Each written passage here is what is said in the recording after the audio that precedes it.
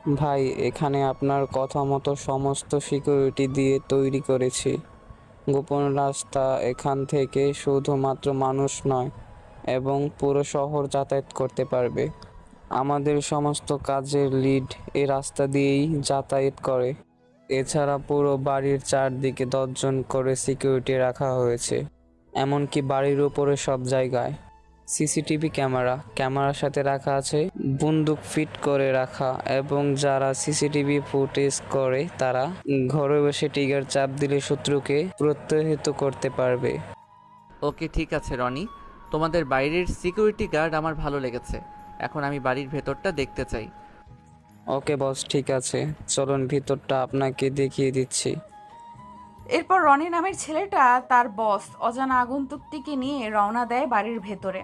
ভেতরে প্রবেশ করে বাইরে যেমন সুন্দর, তার থেকেও সুন্দর বাড়ির ভেতরটা। কোটি কোটি টাকা খরচ করেছে এই সুন্দর বাড়িটা তৈরি করতে। অসম্ভব সুন্দর, যেন সোনা দিয়ে রূপা দিয়ে তৈরি করেছে পুরো বাড়িটা। বাড়ির চারদিকে লাগানো আছে বিভিন্ন সিসিটিভি ক্যামেরা, সাথে লাগানো আছে বিভিন্ন অস্ত্র। বিদ্যুৎ চলে গেলে সহজেই জ্বলবে বাতি। লাগা আছে বিভিন্ন রকম জেনারেটর এবং আইপিএস।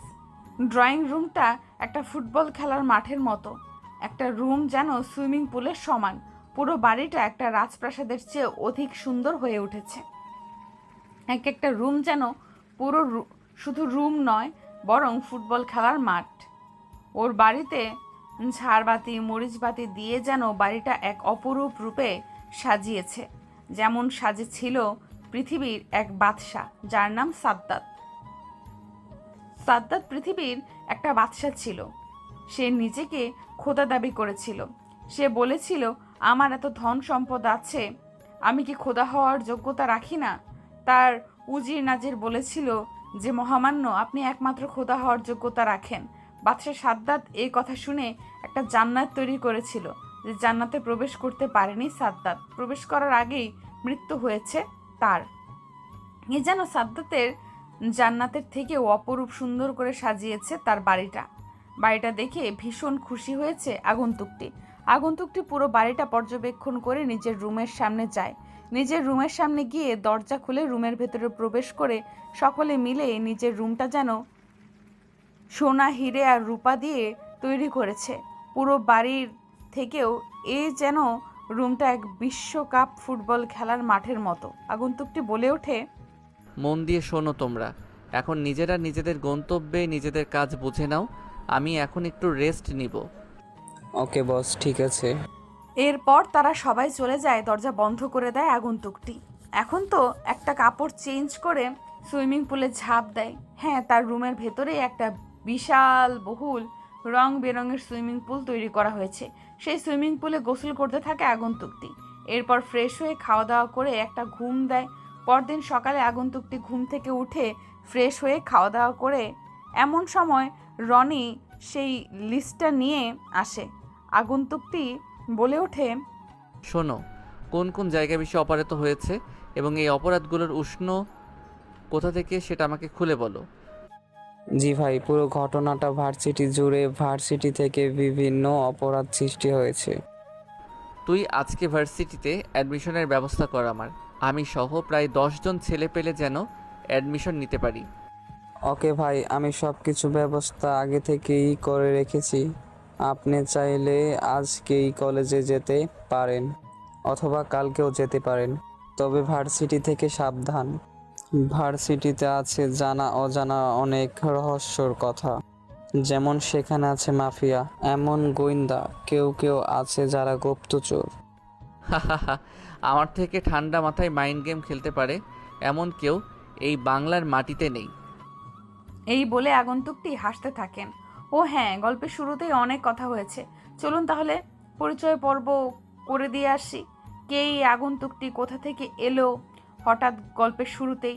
আগন্তুকটি কেনই বা এই বাংলার মাটিতে, কি এমন তার উদ্দেশ্য? আগন্তুকটি আর কেউ না, আগন্তুকটি হচ্ছে দ্য গ্রেট বাদশাহ, দ্য ডন সাকিব চৌধুরী। সাকিব হচ্ছেন পুরো আন্ডারওয়ার্ল্ড জুড়ে একটা আতঙ্ক। আতঙ্ক বললে ভুল হবে, পুরো আগুনের গোলা। বড় বড় আন্ডারওয়ার্ল্ডের ক্রিমিনালগুলো সাকিবকে ভয় পায়। দেশের বিভিন্ন দেশগুলো সাকিবের নাম শুনলেই নিজের গন্তব্য থেকে সরিয়ে নিতে বাধ্য হয়। সাকিব দেখতে 6 ফুট 5 ইঞ্চি লম্বায় যেমন তেমনি স্বাস্থ্যবান, বডি ফিটনেস অসম্ভব সুন্দর, উজ্জ্বল ফর্সা গায়ের রং, বিদেশে থাকায় বিদেশিদের মতো তার চাল চলন এবং হাবভাব। কোটি কোটি টাকার সম্পদ, বাড়ি গাড়ি ধন সম্পদের মালিক সে। শুধু তার নামটা বড় বড় মাফিয়ারা নয়, নবজাতক শিশুরাও যেন মনে রেখেছে। এতটাই ভয়ঙ্কর ও হিংস্র এই সাকিব। সাকিব বলে কম মারে বেশি, বোঝায় কম কোপায় বেশি। সাকিব এখানে আসার একটাই উদ্দেশ্য, সেটা হচ্ছে অপরাধ দমন করে। সাকিব বিভিন্ন অপরাধকে দমন করতে সাকিব চৌধুরী বলে পরিচিত হয়েছে পুরো বিশ্বের মানুষের সামনে। সাকিবকে দেখতে যত সুন্দর, তার থেকেও সে ভয়ঙ্কর, ভীষণ ভয়ঙ্কর। সাকিব এখানে আসার মূল কারণ হচ্ছে মৃত ব্যক্তিদের লাশকে মাটিতে দাফন না করে বরং লাশ রাখার মর্গে মৃত মেয়েদেরকে রেপ করছে কোনো এক দল, তা নিয়ে ব্যবসা করছে। ভার্সিটি থেকে দিন দিন মেয়েরা গায়েব হয়ে যাচ্ছে, বিভিন্ন জায়গার ড্রাগস স্মাগলিং বেড়ে যাচ্ছে, বেড়ে গিয়েছে রাস্তায় খুন খারাপি। তাই লন্ডন থেকে ব্যাক করেছে বাংলাদেশের উদ্দেশ্যে এই আগন্তুক এবং নিজের প্রতি হওয়া অন্যায়ের প্রতিশোধ নিতে এসেছে বাংলার মাটিতে। সাকিবের সাথে ছোটবেলায় একটা ঘটনা ঘটেছিল। সাকিবের বাবা মা কেউ নেই এই পৃথিবীতে বেঁচে। ছোটবেলায় কেউ তাদেরকে খুব নৃশংসভাবে মেরে ফেলেছিল। সাকিবের চোখের সামনে সাকিব তখন ছোট ছিল বলে সাকিবকে ছেড়ে দিয়েছে। পরিবেশের সাথে লড়াই করতে করতে বড় হয়ে ওঠে সাকিব। সাকিব শুধু এখন বড় নয়, বরং আন্ডারওয়ার্ল্ডের বড় একটা মাস্তান হয়েছে। আপাতত এইটুকুই থাক, গল্পের সাথে থাকলে সবটুকু জানানো হবে। আর হ্যাঁ, যারা নতুন শুনছো তারা অবশ্যই চ্যানেলটিকে সাবস্ক্রাইব করে পাশে থাকো। কুখ্যাত সন্ত্রাসী ও আন্ডারওয়ার্ল্ডের টপ ক্রিমিনাল এবং সন্ত্রাসীদের লিডার বাদশাহ দ্য ডন সাকিব চৌধুরী বলে ওঠে, আমার সাথে কে কে ভার্সিটিতে যাবে তৈরি হয়ে নাও। আর কোন কোন জায়গায় অপরাধ হচ্ছে আজকে রাতে তা আমি মিশনে যাব আমরা। ওকে বস, ঠিক আছে, সব হয়ে যাবে। ভার্সিটিতে গিয়ে কেউ যেন আমাকে গিয়ে সাকিব ভাই না বলে, শুধু সাকিব বলে রাখবে। ওকে ভাই। এরপর তারা নিজেদের গন্তব্যের উদ্দেশ্যে বেরিয়ে পড়ে। পুরো শহরটা হইচয়ে মেতে ওঠে, গাড়ি ঘোড়া যানবাহন মানুষের কোলাহলে ভরে ওঠে নতুন করে এই শহরটাতে। সকাল 9টা বাজে। ভার্সিটির গেটের সামনে হেলতে দুলতে ভার্সিটির ভেতরে প্রবেশ করছে কেউ একজন। পরনে আছে তার সাদা রঙের একটি টি শার্ট, পরনে ঢিলে ঢালা প্যান্ট, চোখে মোটা ফ্রেমের সাদা রঙের চশমা, চুলগুলো চিরুনি দিয়ে আঁচড়ে নেওয়ায় মাথা চুপচুপ করে তেল দিয়েছে। দেখতে মোটামুটি শ্যামলা না হলেও কালো রঙের ব্যক্তিটি। পরনে থাকা টি শার্টটা ঘেমে একাকার, শরীরের সাথে লেপ্টে আছে। পায়ে থাকা স্যান্ডেলগুলো অনেক পুরনো, প্রায় ক্ষয় হয়ে গেছে। কলেজের গেট দিয়ে ভার্সিটিতে প্রবেশ করে ছেলেটি এদিক ওদিক তাকিয়ে নাকের কাছে চশমা এনে আবার ডানে বামে তাকিয়ে চশমাটাকে ঠিক করে সামনের দিকে রওনা দেয়। ছেলেটি ভার্সিটিতে প্রথম, তাই কোনো দিকে যেতে হবে বুঝতে পারছে না। চারদিকে শুধু উঁচু উঁচু বিশাল বড় বিল্ডিং। এরকম বড় বড় ভবন দেখে ছেলেটি হিমশিম খেয়ে যায়, কোন দিকে যাবে বুঝতে পারে না। নিজের মতো করে পায়ে হেঁটেই চলেছে। কয়েক পা সামনে এগিয়ে যেতেই ছেলেটা কারোর সাথে ধাক্কা খায়। ধাক্কা খেয়ে ছেলেটি পড়ে যায়, চশমাটাকে খুঁজতে থাকে। অবশেষে কেউ একজন ছেলেটির চশমা খুঁজে তাকে পরিয়ে দেয়। ছেলেটির গালে পরপর কয়েকটা থাপ্পড় পুরো জায়গা কেঁপে ওঠে। পুরো জায়গা নিস্তব্ধ শুনশান হয়ে যায়। সকল ছাত্রছাত্রী সেদিকে তাকিয়ে আছে। ছেলেটি অবাক নয়ন ভরা দৃষ্টিতে সামনে দাঁড়িয়ে থাকা মানুষটির দিকে তাকিয়ে আছে। সামনে দাঁড়িয়ে থাকা ব্যক্তিটি চিৎকার করে বলে ওঠে, কিরে খ্যাত, তুই কি চোখে দেখতে পাস না? জলজ্যান্ত একটা মানুষকে ধাক্কা দিয়ে দিলি। সরি ভাই, আসলে দেখতে পাইনি। সেটা তো আমি দেখতে পাচ্ছি যে তুই একটা কানা। সরি ভাই, আসলে আমি বুঝতে পারিনি। চুপ শালা খ্যাত কোথাকার। তোর মতো খ্যাত এর এই নামি দামি ভার্সিটিতে অ্যাডমিশন পাই কি করে, সেটাই তো আমি বুঝতে পারছি না। ছেলেটা আর কোনো কথা না বলে সেখান থেকে চলে যায়। ছেলেটি কোনো কিছু না বলে মুচকি একটা হাসি দিয়ে সামনে হাঁটা দেয়। সামনে দেওয়ালে স্পষ্ট লেখা আছে যে কোনো ভবনে কোন ডিপার্টমেন্টের ছাত্রছাত্রীরা কোন ক্লাসরুমে যাবে। সাকিব যেহেতু অনার্স 2য় বর্ষের ছাত্র, সেজন্য সে নিজের ক্লাসরুম খুঁজতে থাকে। খুঁজতে খুঁজতে নিজের ক্লাসরুমে চলে যায়।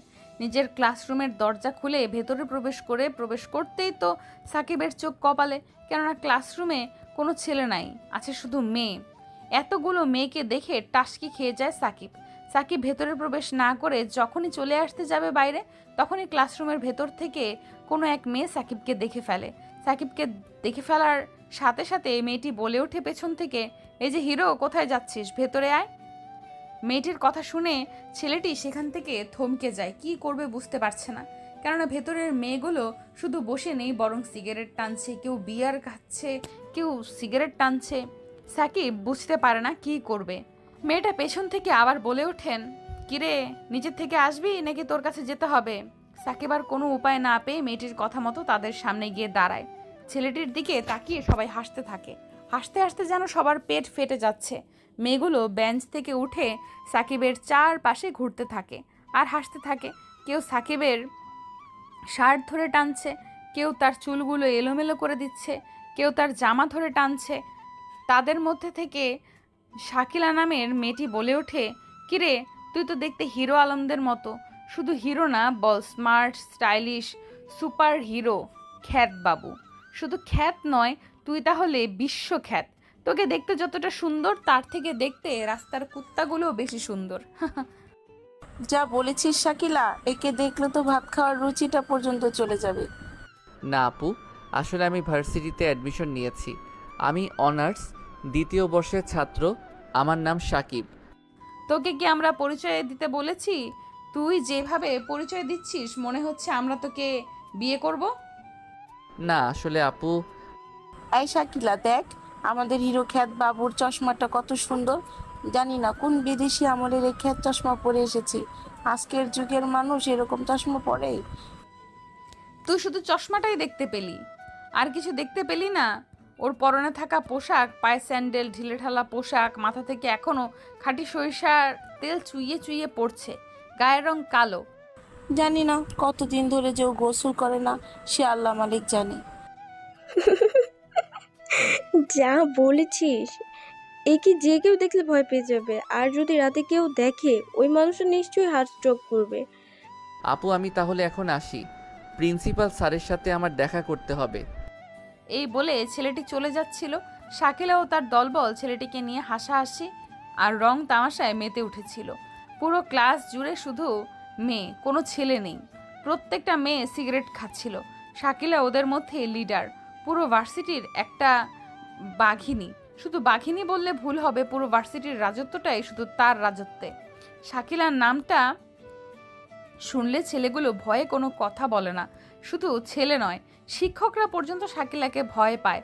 আমাদের গল্পের নায়িকা শাকিলার পরিচয়টা পরে দিচ্ছি।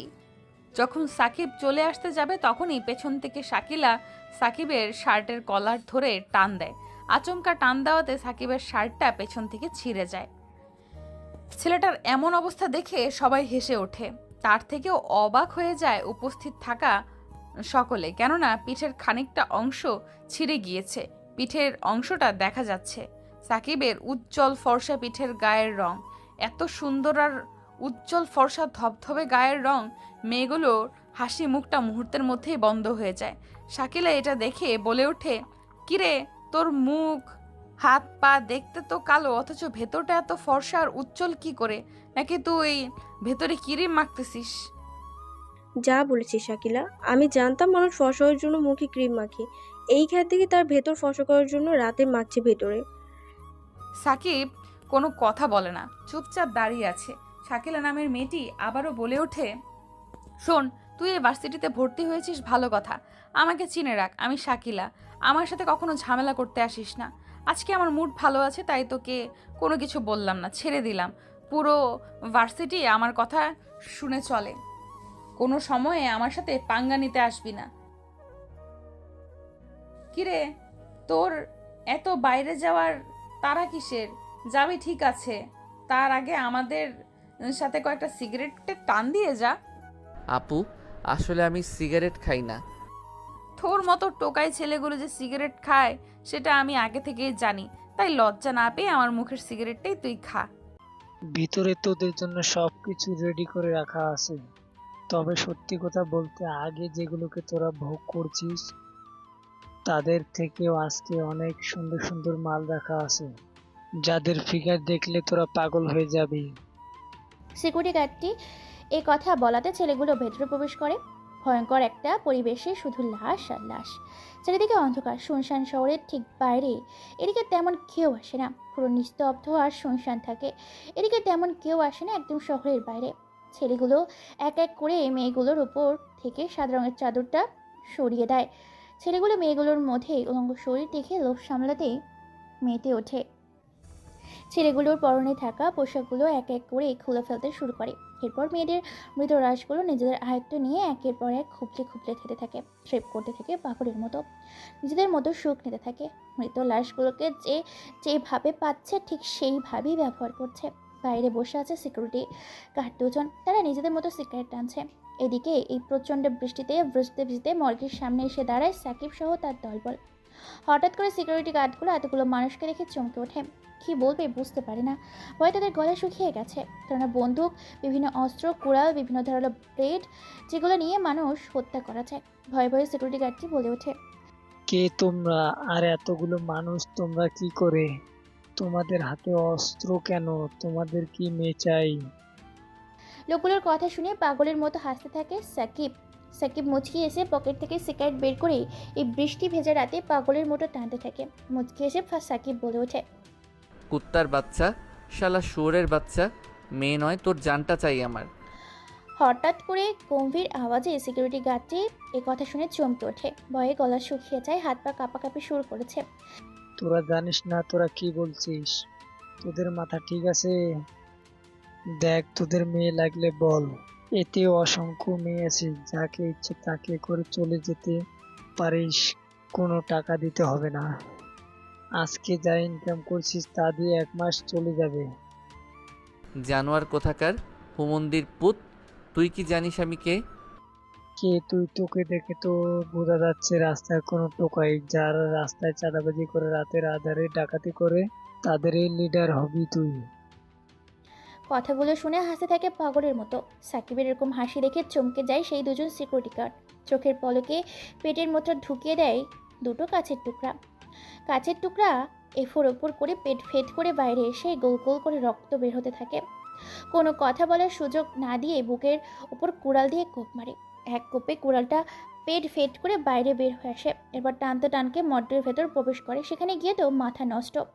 সকলে নিজের চোখের সামনে এসব দেখে কি করবে বুঝতে পারে না। পুরো পাগলের মতো হয়ে ওঠে সাকিব। সোনার তৈরি কুড়াল দিয়ে কোপাতে থাকে মর্গের ভেতর থাকা অর্ধ উলঙ্গ ছেলেগুলোকে, যাকে যেখানে পাচ্ছে সেখানেই কোপাচ্ছে। মুহূর্তের মধ্যেই পুরো মর্গ রক্ত লালে ছেয়ে যায়। ছেলেগুলোকে কুড়াল দিয়ে কেটে পিস পিস করে ফেলেছে সাকিব। ফ্র্যাগের শরীর ফেটে যাচ্ছে। পুরো দৃশ্যটা ভিডিও করে ফেলে। এরপর সেই সিকিউরিটি গার্ডটি দুটোকে সেখানে চেয়ারে বেঁধে ফেলে রেখে বেঁচে আছে। মনোমরা অবস্থা। সাকিব বলে ওঠে, কুত্তার বাচ্চা, তোর সাহস হয় কি করে এই সাকিব বেঁচে থাকতে বাংলাদেশে এরকম জঘন্য অপরাধ করার? ভাই, এ বিভিন্ন ব্যবসার সাথে জড়িত আছে, অবৈধ সব ব্যবসা। বহু বছর ধরে ও এই ব্যবসা করছে, প্রায় কোটি কোটি টাকার মালিক হয়ে গেছে এতদিনে সে। তুই মৃত মেয়েদেরকে নিয়ে ব্যবসা করছিস রাতের আধারে? সাকিব মানে লন্ডনের সেই কুখ্যাত মাফিয়া সাকিব চৌধুরী। আরে হ্যাঁ রে শালা কুত্তার বাচ্চা, তোদের জন্যই ভাই লন্ডন থেকে বাংলাদেশে এসেছে। গত 7 দিন হলো তোদেরকে নিয়েই ভাইয়ের প্রথম মিশন শুরু হলো বাংলাদেশে। ভাই আমার ভুল হয়ে গেছে, আমাকে এবারের মতো ছেড়ে দাও, আমাকে তোমরা বাঁচতে দাও। আমি কথা দিচ্ছি আমি আর কোনো দিন এমন কাজ করব না। এই কথা শুনে পকেট থেকে একটা ধারালো ব্লেড বের করে এর পাথরে টানতে থাকে সিকিউরিটি গার্ডটি। ছেলেটি মুহূর্তের মধ্যেই শরীর কেটে একাকার। কেউ ভিডিও করে এবং সমস্ত কিছু প্রমাণ সহ থানার উদ্দেশ্যে পাঠিয়ে দেয় সাংবাদিকদের প্রেস মিডিয়ায়। তারপর সেই বৃষ্টি ভেজা রাতে সাকিব ঝুমঝুম বৃষ্টিতে চারিদিকে থই থই করছে। গাড়িগুলো নিয়ে এক এক করে বেরিয়ে পড়ে নিজেদের বাড়ির উদ্দেশ্যে। বাড়িতে এসে ফ্রেশ হয়ে খাওয়া দাওয়া করে ফ্রেশ মাইন্ডে একটা ঘুম দেয়। সকালবেলা টেলিভিশনের পর্দায় সাংবাদিক বলছে, আজকের প্রকাশিত খবর যে সারা দেশে প্রভাব ফেলেছে, চমকে দিয়েছে সারা দুনিয়ার মানুষকে। বাংলাদেশের মানুষ আছে আতঙ্কে, আছে ভয়ে। পরপর প্রায় 15 থেকে 16টিরও বেশি মার্ডার করে রেখে গেছে লাশ কারখানার মর্গে কুখ্যাত সন্ত্রাসী এবং আন্ডারওয়ার্ল্ডের কিলার মাফিয়া সাকিব চৌধুরী। হ্যাঁ, সাকিব লন্ডনের মাটি থেকে বাংলাদেশের মাটিতে পা রেখেছে। এতগুলো এয়ারপোর্ট, এতগুলো সিকিউরিটি চোখ ফাঁকি দিয়ে প্রবেশ করেছে বাংলাদেশের মাটিতে। বাংলাদেশের মাটিতে পা রাখার সাথে সাথে মার্ডার করেছে 15 থেকে 16টি ছেলে। সেখানে অনৈতিক কাজ করত এবং সেখানকার সিকিউরিটি গার্ডটি মেয়েদের মৃতদেহ নিয়ে ব্যবসা করত। খবর পেয়ে সাকিব চৌধুরী তার দলকে নিয়ে সেখানে যায়। ঘটনাস্থলে প্রমাণসহ নির্মমভাবে হত্যা করে কারখানার উপস্থিত থাকা সকলকে। এই ছিল আজকের সকালের খবর। বিভিন্ন রাস্তার ধারে, চায়ের দোকানে, কেউ বাড়িতে অথবা কেউ মোবাইলে। সকালবেলা ঘুম থেকে উঠে হালকা কিছু খেয়ে খাবার টেবিলে খাবার সময় টেলিভিশন দেখছিল আইভিসি নিউজ বাংলা। এমন সময় হঠাৎ করে সাকিব নামটা শুনে চমকে ওঠে। সকলে সোফার উপর বসে পায়ের উপর পায়ে তুলে কেউ একজন চা খাচ্ছিল। ঘটনাটা শুনে মুখ থেকে খাবার বেরিয়ে গিয়ে ছিটকে পড়ে ফ্লোরে, আটকে পড়ে যায়। কাঁদতে শুরু করেছে। কি করবে বুঝতে পারে না, কেননা লোকটি জানে সাকিব কি জিনিস। মেয়েরা তাদের সন্তানকে এই সাকিব নাম শুনিয়ে গল্প, ঘুম পাড়ায়, খাওয়া দাওয়া করায়, সব কিছু করায়। ছোট ছোট বাচ্চারা যেন বুঝে সাকিব আসলে কি জিনিস। বাংলাদেশের মাটিতে সাকিব পা রেখেছে, এই খবরটা মুহূর্তের মধ্যে ছড়িয়ে পড়ে বিভিন্ন জায়গায়। টেলিভিশন, খবরের কাগজ, সংবাদে, বিভিন্ন জায়গায়, এমনকি ছড়িয়ে পড়ে বাংলাদেশের অন্যতম নেট দুনিয়া জগতে সেই মানুষের মাধ্যমে। এই খবরটা দেখছিল সাকিব ও তার দলবল। সাকিব মুচকি এসে রেডি হয়ে বেরিয়ে পড়ে ভার্সিটির উদ্দেশ্যে। আজকে ঠিক একই পোশাক, গুটি গুটি পায়ে ভার্সিটির গেট দিয়ে ভেতরে প্রবেশ করছে। ভেতরে প্রবেশ করে নিজের ক্লাসরুমে চলে যায়। সেখানে ব্যাগটা রেখে আবার চলে আসে ক্যান্টিনে। ক্যান্টিনে এসে বসে আছে। এমন সময় তার সামনে 4-5 জন ছেলে আসে। ছেলেগুলো নিজেদের মধ্যে বলাবলি করছে। হ্যাঁ, নিউজটা তো আজকে সকালবেলা দেখলাম, খুব নৃশংস ভয়ঙ্কর যন্ত্রণা দিয়ে মেরেছে তাদেরকে। যাই হোক, সাবধানে কাজ করবি যাতে কেউ সন্দেহ না করে। আমি কি বলি জানিস, কিছুদিনের জন্য কাজটা বন্ধ রাখলে ভালো হবে। ছেলেগুলো নিজেদের মতো কথা বলছে। অন্যদিকে কলেজের ভেতর প্রবেশ করে সাকিলা ও তার দলবল। এমন সময় মাইশা সাকিলকে দেখে ফেলে। সাথে সাথে মাইশা বলে ওঠে, এই শাকিলা দেখ, কালকের খ্যাত ক্যান্টিনে বসে আছে, চল একটু মজা নিয়ে আসি। কোথায়? চল একটু দেখে আসি। দাঁড়া দাঁড়া, এইভাবে গেলে মজা পাওয়া যাবে না, অন্যভাবে যেতে হবে। মানে কি করতে চাইতেছিস তুই? আমার মনে হয় মাইশা কোনো একটা প্ল্যান ভাবছে। কি করবি তাড়াতাড়ি বল, ক্লাসের সময় হয়ে যাচ্ছে। শোন, ওকে এইভাবে র্যাগিং করা যাবে না, ওকে একটা লাভ লেটার দিয়ে পাঠাও। হ্যাঁ, এটা তুই ভালো বলেছিস। মাইশা একটা চিঠি লিখে আমি বা মাইশা গিয়ে ওর হাতে দিয়ে দিয়ে দেবো, যাতে তোকে সে দেয়। এরপর যখন সেই কাগজটা তোমাকে দিতে আসবে, তখন হবে আসল মজা। আচ্ছা চল, ঠিক আছে, দেখি ওই খ্যাত কি করে। এরপর তারা সেখানে চলে যায়। গিয়ে চারদিক দিয়ে সাকিবের কাছে বসে পড়ে। সাকিব মাঝখানে। তারা 3 জন মিলে চারিদিক দিয়ে ঘিরে রাখে। সাকিব বুঝতে পারে না হঠাৎ করে তারা কোত্থেকে এলো। সাকিব সবাইকে বলে ওঠে, কি ব্যাপার, তোমরা সবাই এখানে? কি হয়েছে আপু? না তেমন কিছু হয়নি, তোকে দেখতে এলাম যে তুই কি করছিস। সাকিলের কথা শুনে সাকিবের খানিকটা খটকা লাগে, সঙ্গে বেশ খানিকটা অবাক হয়েছে। তবে কোনো কিছু বুঝতে না দিয়ে সাকিব বলে, ও আচ্ছা, ঠিক আছে আপু, তাহলে আপনারা থাকেন, আমি এখন ক্লাসে যাই। ক্লাসে যাবি মানে? আমরা তোর কাছে এলাম আর তুই চলে যাবি? তুই কি আমাদের ভয় পাচ্ছিস? এত যাবি যাবি কেন করছিস? আমরা তো যাব, দাঁড়া। না আপু, আপনারা থাকেন, আমি আসি। এই বলে আর কোনো কথা বলার সুযোগ না দিয়ে বেরিয়ে পড়ে সাকিব সেখান থেকে নিজের ক্লাসরুমের দিকে। এটা দেখে হো হো করে হেসে ওঠে সাকিলা সহ তার বান্ধবীগুলো। এরপর মায়ের একটা চিঠি লেখে, তারপর চিঠিটা নিয়ে চলে যায় ক্লাসরুমে। সেখানে গিয়ে মায়া বলে ওঠে, এই যে সাকিব, এদিকে আয় তো। সাকিব কোনো কথা না বলে মায়ের কথা মতো তার কাছে যায়। মায়া বলে ওঠে, এই শোন, আমি একটু বাইরে যাব। মাইশা আর শাকিলা ভেতরে আসলে শাকিলাকে এই কাগজটা দিয়ে দিবি। কাগজটা কিন্তু খুলে দেখবি না। আমি কোনো কাগজ ফাগজ কাউকে দিতে পারবো না। দেখ, তোর সাথে কিন্তু ভালো ব্যবহার করতেছি, খারাপ হতে বাধ্য করিস না আমাদের। প্রথম দিনের কথা তো মনে আছে। প্রথম দিনের কথা মনে পড়তেই সাকিব আর না করে চুপচাপ মায়ের কথা মতো কাগজটা হাতে নেয়। মায়া সেখান থেকে চলে যায়। কিছুক্ষণ পর সাকিলার মা এসে কিছুক্ষণ পরেই মায়েশা ও সাকিলার ক্লাসরুমে প্রবেশ করে। সাকিব গিয়ে শাকিলার হাতে কাগজটা দেয় আর বলে ওঠে, আপু, এই কাগজটা আপনার জন্য। এই কাগজটা আপনাকে দিতে বলেছে আপনার বান্ধবী মায়া। ও আচ্ছা, ঠিক আছে, দে দেখি তো কাগজে কি লিখেছিস। তারপর সাকিব সেখানে গিয়ে নিজের বেঞ্চে বসে পড়ে। সাকিলা কাগজটা খুলে পড়তে থাকে। সাকিলা কাগজটা খুলে পড়ে তো তার মাথা গরম হয়ে যায়, মাথা বিগড়ে যায়, চোখগুলো নীল শক্ত বর্ণ ধারণ করে। রেগে মেগে একাকার শাকিলা নিজের বেঞ্চ থেকে উঠে সাকিবের সামনে গিয়ে সাকিবের শার্টের কলার ধরে পরপর বেশ কয়েকটা থাপ্পড় মারে। এরপর বলে ওঠে, শালা খ্যাত কোথাকার গাইয়া ভূত, তোর সাহস কি করে হয় এই শাকিলাকে প্রেম প্রস্তাব দেওয়ার? তুই জানিস এই শাকিলা কি জিনিস? শাকিলার স্ট্যাটাস সম্বন্ধে তোর কোনো কিছু ধারণা আছে?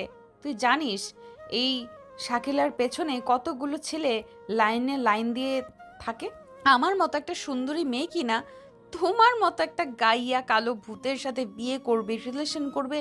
তুই এটা ভাবলি কি করে? তারপর তোর সাহস হয় কি করে আমাকে এরকম চিঠি দেওয়ার? চল, তোকে আজকে বাইরে নিয়ে গিয়ে চরম শিক্ষা দিব। বড়লোক বাবার একমাত্র মেয়ে দেখে প্রেম করতে তোর উতলে উঠেছে, সে আজকে তোকে বোঝাবো এই শাকিলা কতটা ডেঞ্জারাস। আপু আমি সত্যি বলছি, আমি কোনো কিছুই লিখিনি। আর এটা আপনার বান্ধবী মায়া আপু আপনাকে দিতে বলেছে। চুপ, নিজে অন্যায় করে অন্যের নামে দোষ দিচ্ছিস। হেকে তো নিজে চুরি করেছিস, তারপর অন্যকে চোর বলছিস। আমি সত্যি বলছি, আমি কোনো কিছু করিনি, আমাকে ছেড়ে দিন প্লিজ। আমার সাথে কোনো কিছু করবেন না। আমি এখানে পড়তে এসেছি, কোনো ঝামেলা করতে আসিনি। সেটা তোর আগে ভাবা উচিত ছিল। তুই যেহেতু এখানে পড়তে এসেছিস, তাহলে আমাকে এই চিঠিটা দেওয়ার সাহস পেলি কোথা থেকে? চল বাইরে চল, তোকে ক্যাম্পাসের মাঠে নিয়ে গিয়ে শিক্ষা দিব। এরপর সাকিবের শার্টের কলার ধরে টানতে টানতে মাঠের মাঝখানে নিয়ে যায়। সেখানে গিয়ে দাঁড় করিয়ে রাখে সাকিবকে। এরপর সেখানে মায়া আসে। সাকিলা মায়াকে দেখে বলে ওঠে, কিরে মায়া, তুই নাকি এই ছেলেটাকে বলছিস যাতে এই কাগজটা তুই আমাকে দিস?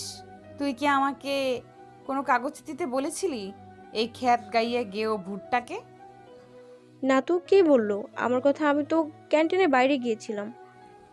এই যে আমাদের হিরো খ্যাত বাবু তোর নাম বলছিল, যে তুই নাকি এই চিঠিটা দিতে বলেছিস। ওর এত বড় সাহস! দাঁড়া, ওকে আজকে চরম শিক্ষা দেব। এই বলে চোখের ইশারা দিতেই সেখানে মবেল গোবর নিয়ে আসে। এরপর সাকিলা বলে ওঠে, শোন, আমার জুতা খুলে এই গোবরের মধ্যে ভালো করে মাখিয়ে ওর সারা শরীরে জুতা দিয়ে পেটাবো ওকে, এরপর ওর শরীরে মোবাইল ঢেলে দিব। সাকিলা এরপর এক মুহূর্তে দেরি না করে জুতো দিয়ে মারতে মারতে মুহূর্তেই পুরো গাল ফাটিয়ে ফেলাচ্ছে। সাকিব কোনো কথা বলে না। সাকিব নিস্তব্ধ কলা গাছের মতো সেখানে দাঁড়িয়ে আছে। এরপর পুরো শরীরে মার্বেল ছেড়ে দেয় সাকিবের। যেখানে সেখানে মার্বেল পড়ছে, যেখানে সেখানে কালো কুচকুচে হয়ে গেছে, অনেকটা জায়গা পুড়ে গেছে। সব ব্যথা যন্ত্রণা সহ্য করে চুপচাপ দাঁড়িয়ে আছে সাকিব। কেউ কেউ ভিডিও করছে, আবার কেউ কেউ ফেসবুকে স্ট্যাটাস দিচ্ছে বিভিন্ন রকম। সাকিলা বলে ওঠে, এই শাকিলার সঙ্গে পাঙ্গা নেওয়ার মানে নিজের বিপদ নিজে ডেকে আনা। কথাটা মনে রাখবি খ্যাত কোথাকার। এই বলে যখন সবাই চলে যাবে তখনই পেছন থেকে প্রায় বেশ কিছু বাইকের আওয়াজ শুনতে পায়। সবাই পিছন ঘুরে তাকিয়ে চমকে যায়, কেননা পেছনে প্রায় অনেকগুলো গাড়ি দাঁড়িয়ে আছে। রাকিব সহ তার দলবল। এই রাকিব কে? চলুন তাহলে, রাকিব হচ্ছে সিন্ডিকেট, সাদাবাজির সংবাজি এবং সন্ত্রাসী ক্রিমিনাল।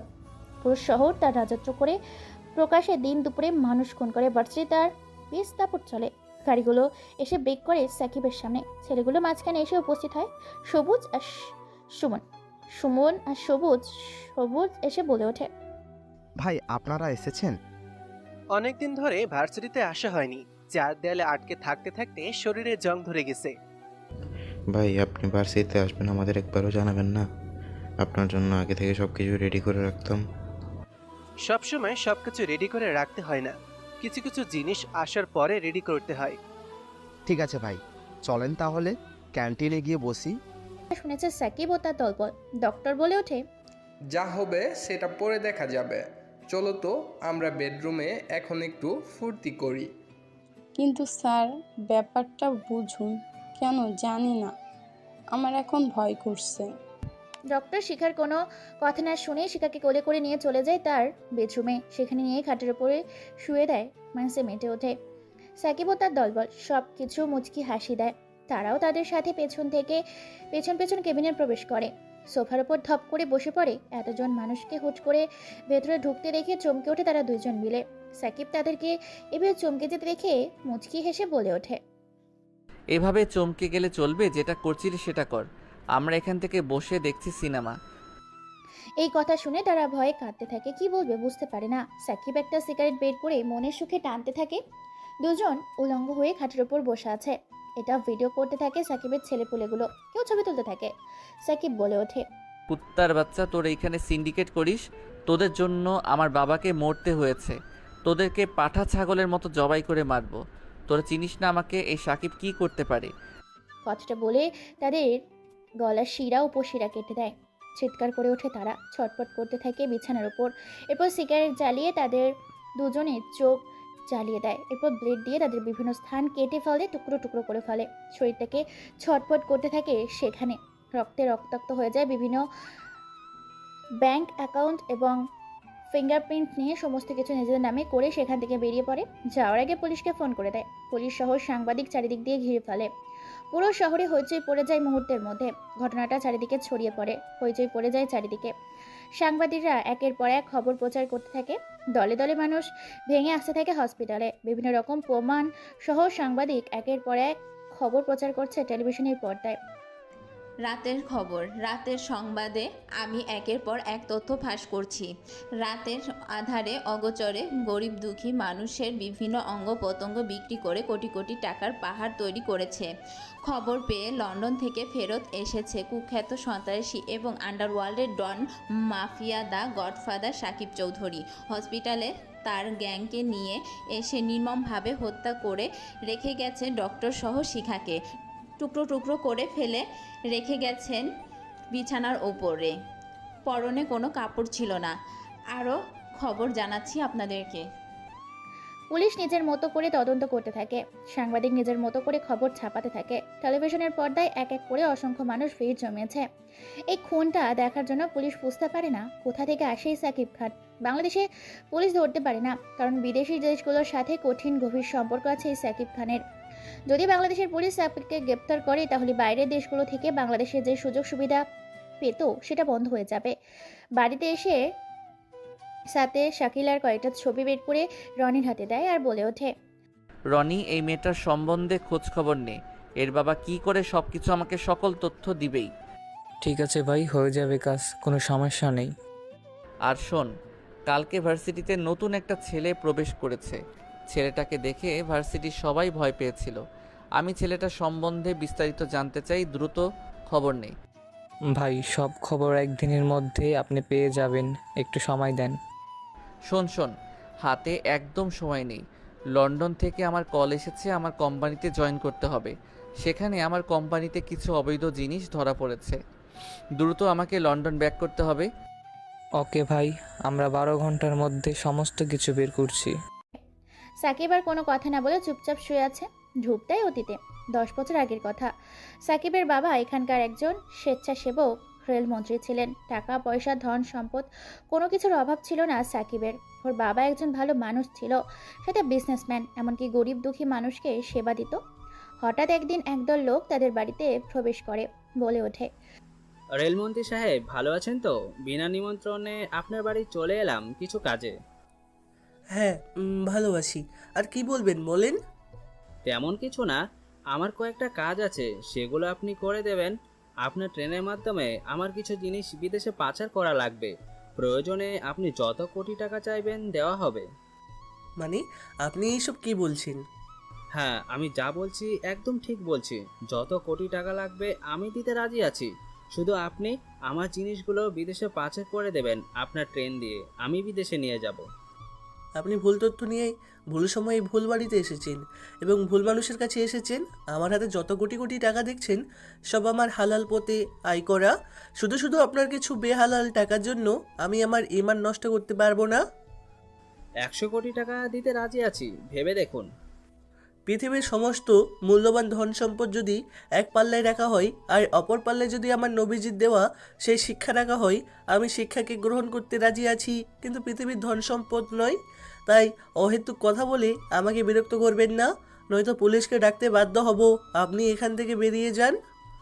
আর এই মন্ত্রী, তুই কিন্তু কাজটা ভালো করলি না। তুই আমাকে চিনিস না রে, একদম তোকে কোপায়া ফেলবো, কোপায়া। মন্ত্রী সাহেব আর কোনো কথা না বলে নিজের রুমে চলে যায়। একদল মানুষ অর্থাৎ তরিকুলের গ্যাং সেখান থেকে বেরিয়ে যায়। তারিকুল অফার দিয়েছিল ট্রেনমন্ত্রী সাকিবের বাপকে, কিন্তু সাকিবের বাপ একজন ইমানদার মানুষ, সেটাই রাজি হয় নাই। অন্যদিকে তারিকুল লেগে মেগে একাকার, তার কথা প্রথমবার কেউ অমান্য করেছে। রাত 10টা বাজে। সাকিব সহ তার বাবা মা রাত 10টায় ডাইনিং টেবিলে ডিনার করছে। এমন সময় হঠাৎ করে দরজা ভেঙে কয়েকজন মুখোশধারী লোক ভেতরে প্রবেশ করে, যাদের মুখে ছিল কালো মাস্ক লাগানো। কোনো কথা ছাড়াই সাকিবের বাবা মাকে নির্মমভাবে রক্তাক্ত করে মেরে সেখানে খণ্ড খণ্ড করে ফেলে চলে যায়। সাকিবকে মেরে ফেলতেও সাকিব ছোট ছিল বলে সাকিবের গায়ে হাত দেয়নি। সাকিব তখন ছোট, কি করবে বুঝতে পারে না। বিদেশে তার চাচা আছে, লন্ডনে তার চাচা খবর পেয়ে লন্ডন থেকে বাংলাদেশে আসে। ভাইয়ের দাফন কাপন করে ভাতিজাকে নিয়ে চলে যায় লন্ডন। সেখানে গিয়ে ভাতিজাকে সুশিক্ষিত করায় সুশিক্ষিত হয়, একজন বিজনেসম্যান হয় সাকিব।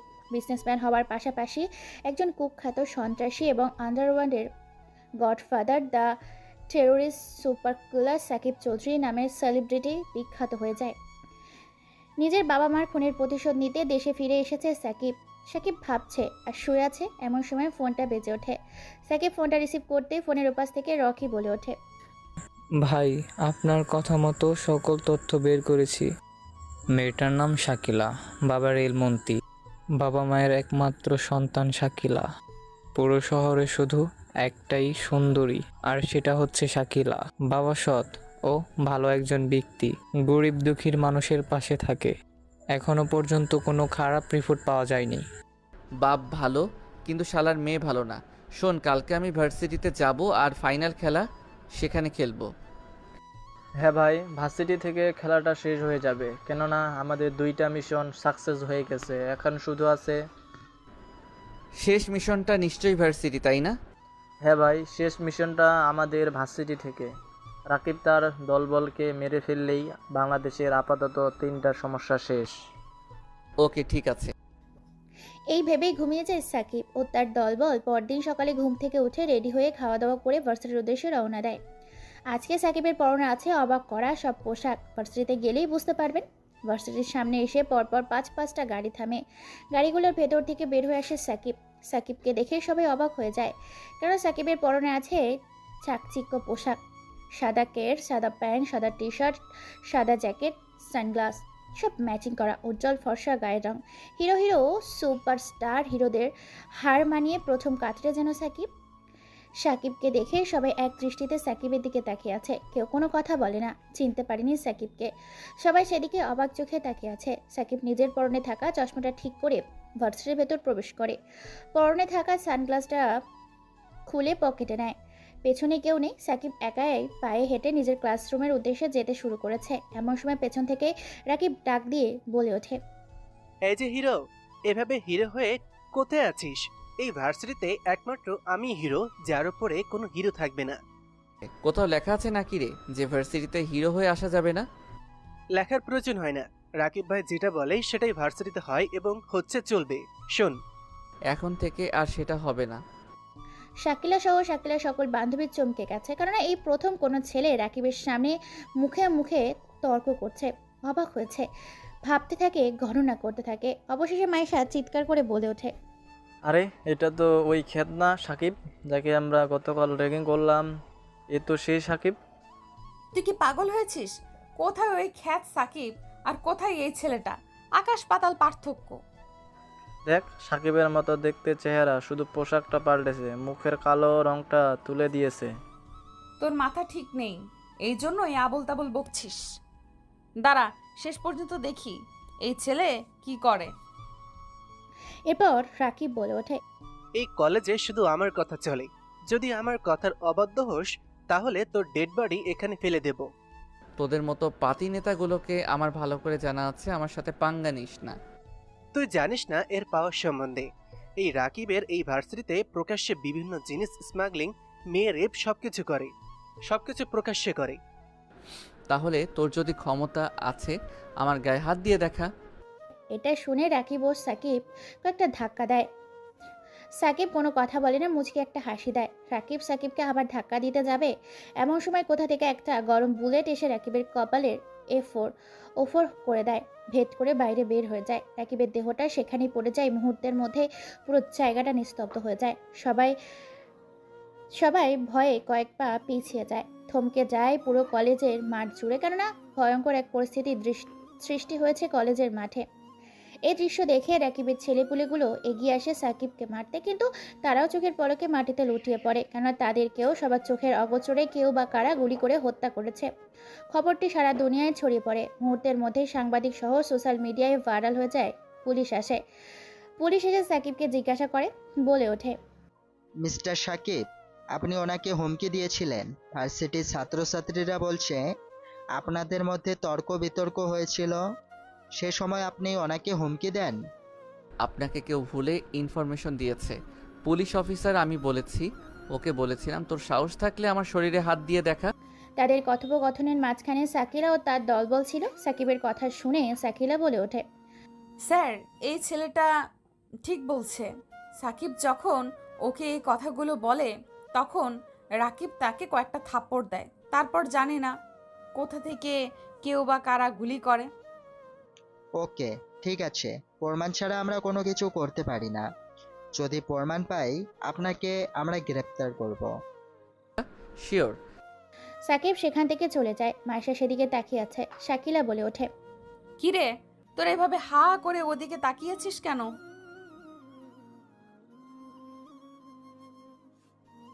যা বলেছিস মাইশা, ছেলেটাকে দেখলে আমার তো প্রেম করতে ইচ্ছে করে। তোরা থামবি? ওর মতো একটা খ্যাত আর রাতারাতি কি করে পাল্টে গেল? নিশ্চয়ই এর পেছনে কোনো রহস্য আছে। চল, ওকে ফলো করতে হবে। আমি ওর বিষয়ে সব কিছু জানতে চাই। কে এই ছেলে?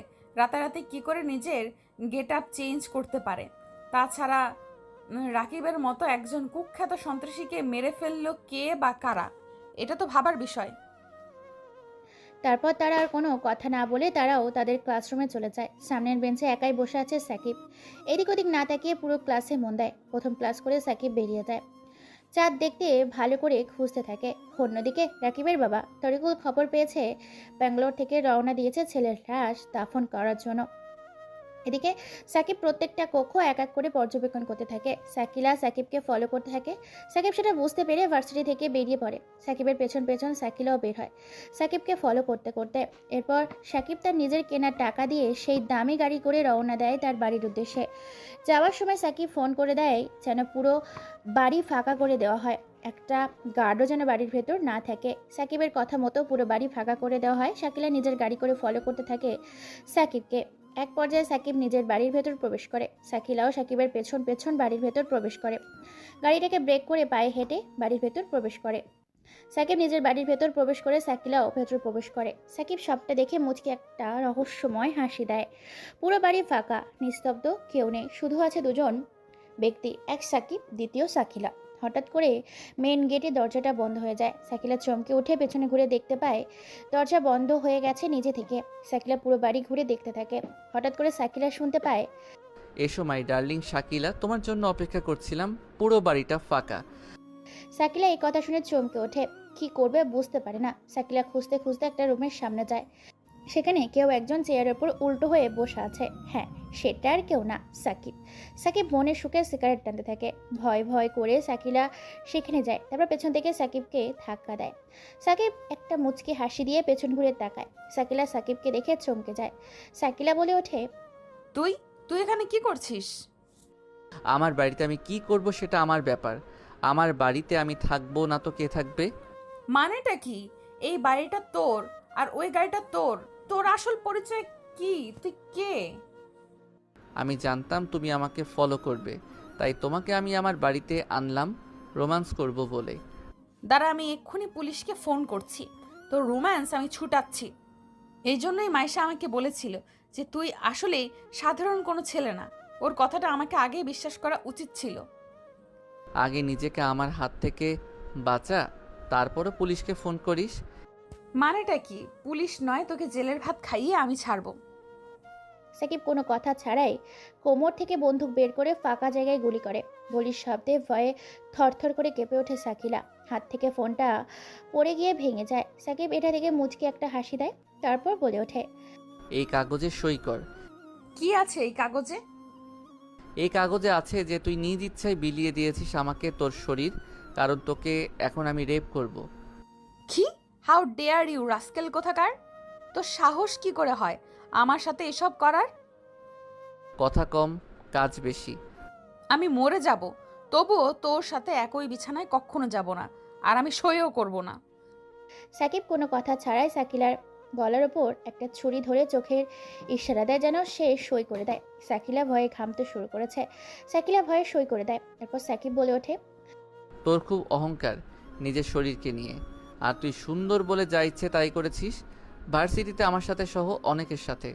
তাই এখন তুই তোর নিজের কাপড় খুলে নিজে তুই তোর শরীরটা আমার কাছে সমর্পণ করবি। কুত্তাই তোর বাদর! তোর সাহস হয় কি করে আমাকে এসব প্রস্তাব দেওয়ার? তোকে আমি মেরে ফেলবো এখান থেকে, শুধু আমাকে বের হতে দে। তুই যত বড় মাফিয়াই হস, আমার বাবা কিন্তু একজন মন্ত্রী। সাকিব পরপর বেশ কয়েকটা গুলি করে সাকিলার পায়ের নিচে। সাকিলা ভয়ে নিজের শরীর থেকে এক এক করে সব খুলে ফেলে। সাকিব এটা দেখে মুচকি একটা হাসি দেয়, তারপর ধাক্কা দিয়ে ফেলে দেয়। তারপর রোম্যান্সের এক অদ্ভুত দুনিয়াতে শাকিলাকে নিয়ে পাড়ি দেয়। দীর্ঘ টানা 3 ঘন্টা অতিক্রম করে ফেলেছে ক্লান্ত শাকিলা সহ্য করতে না পারে চিৎকার করছে। শাকিল মুচকি এসে বলে ওঠে, ভার্সিটিতে যখন ছেলেদের উপরে অত্যাচার করতি কেমন লাগতো? প্লিজ সাকিব, আমাকে ছেড়ে দাও। আমি কাউকে কোনো কিচ্ছু বলবো না। আমি আর সহ্য করতে পারছি না। আমাকে ছেড়ে দাও, নয়তো আমি মরে যাব। এত সহজে তোকে মরতে দেব কি করে? এখনো অনেক হিসাব নিকাশ বাকি আছে। প্লিজ আমাকে এখন বাড়ি যেতে দাও। তোমার চা নেওয়ার তুমি সেটা নিয়ে নিয়েছো। কিটকাট। সাকিবের কথা মতো সব কাজ হয়ে যায়। এদিকে বিয়ের ব্যবস্থা করতে থাকে মন্ত্রী সাহেব। সাকিলা বলে ওঠে, বাবা, আমি বিয়ে করব না। আমি একজন ধর্ষিতা। কোনো ছেলে ধর্ষিতা মেয়েকে বিয়ে করবে না। ছেলে সবটা জানে তোকে বিয়ে করছে। কিন্তু বাবা, আমি কাউকে বিয়ে করতে চাই না। আমি আমার এই নষ্ট জীবন নিয়ে কারো কাছে থাকতে চাই না। কাল সকালে তোর বিয়ে, এটাই শেষ কথা। অনেক গণ্যমান্য ব্যক্তি আসবে, ধুমধাম করে তোর বিয়ের আয়োজন করা হয়েছে। আমার কথা শেষ কথা। দেখতে দেখতেই সকাল হয়ে যায়। বাড়িটিকে অসম্ভব সুন্দর করে সাজানো হয়েছে। অসংখ্য গাড়ি বাড়ির বাইরে রাখা হয়েছে। অনেক লোক এসেছে। বিয়ের পর্ব শুরু করা হয়েছে। এখনো বরপক্ষ আসেনি। হঠাৎ করে 50টিরও বেশি গাড়ি প্রবেশ করে বিয়ে বাড়িতে। গাড়িগুলো থেকে কেউ বের হয় না। 50টা গাড়ি থেকে 50টা বডিগার্ড বের হয়। হঠাৎ করে সবাই আকাশের দিকে তাকিয়ে দেখতে পায় একটা হেলিকপ্টার উঠছে। হেলিকপ্টার বিয়ে বাড়িতে ল্যান্ড করে। পাত্রপক্ষ নিজের মুখ দেখে ঢেকে রেখেছে। বিয়ের পর্ব শুরু করা হয়। বিয়ের পর্ব শেষ করে সাকিলাকে নিয়ে হেলিকপ্টারে উড়াল দেয়। এখনো কেউ কারোর মুখ দেখেনি। হেলিকপ্টারটি ল্যান্ড করে সাকিবের বাড়ির উপরে। তারপর শাকিলাকে কোণে করে নিয়ে চলে যায় নিজের রুমে। সেখানে নিয়ে গিয়ে বিছানার উপর ফেলে দেয়। ভেতর থেকে দরজা বন্ধ করে দেয়। এরপর বাথরুমে গিয়ে ফ্রেশ হয়ে বের হয়। সাকিলা সাকিবকে দেখে অবাক হয়ে যায়। কথা বলার ভাষা হারিয়ে ফেলেছে। সাকিলা বলে ওঠে, কুত্তা তুই! কুত্তা নই, তোর স্বামী। তোকে আমি স্বামী বলে মানবো না। আমি মানলেই যথেষ্ট। তুই একটা খুনি। তাতে কি? আসো একটু আদর করি। কুত্তা, চুপ কর।